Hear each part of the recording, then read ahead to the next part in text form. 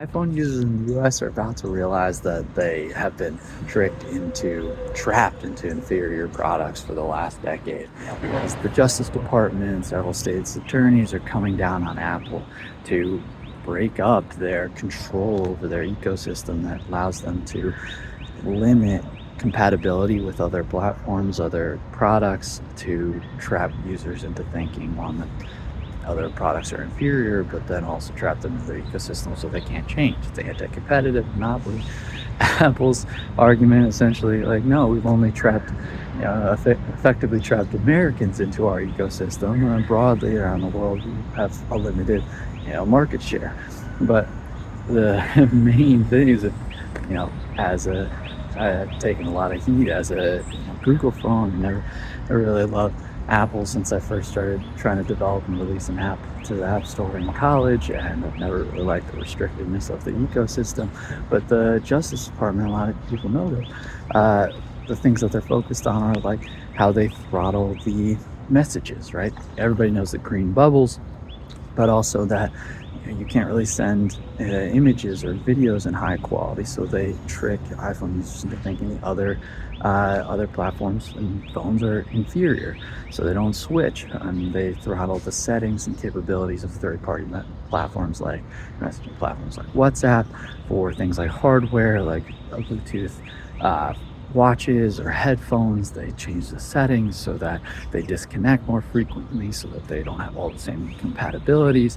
Even things like tap to pay, they prevent banks from being able to use the NFC, so that you can't actually tap, so it traps them into using Apple Pay, where then they are able to charge a transaction fee on every single transaction.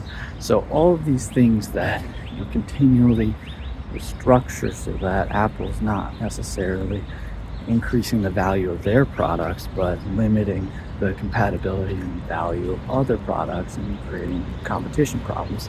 So that's the main, argument here, and it's a pretty good one. I mean, has Apple really been able to innovate in the last 10 years? What have they done? And Siri, think about that. It's kind of first to market there. Now they're still so behind on any kind of chat-based AI, virtual assistant. I mean, basically for the last 5 to 10 years, their ads have been like, oh, we also have a phone. We also have a watch now. We also have wireless headphones. Or the iPhones. Last 5 iPhones have basically just been like, and now you can get it in yellow. You want to pay $2,000, and they've also been throttling speeds of old ones, and so that you're forced to update.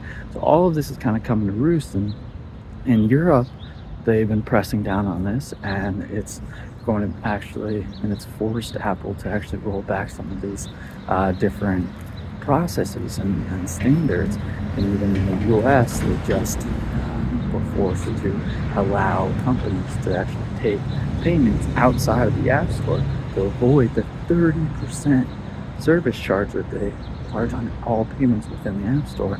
And companies weren't allowed to basically accept payments outside of that. Now they've just rolled that back. So it's piece by piece breaking this apart. And Apple's main huge growth engine, which is their services. So if you're not trapped into this ecosystem, it's a huge risk to their business.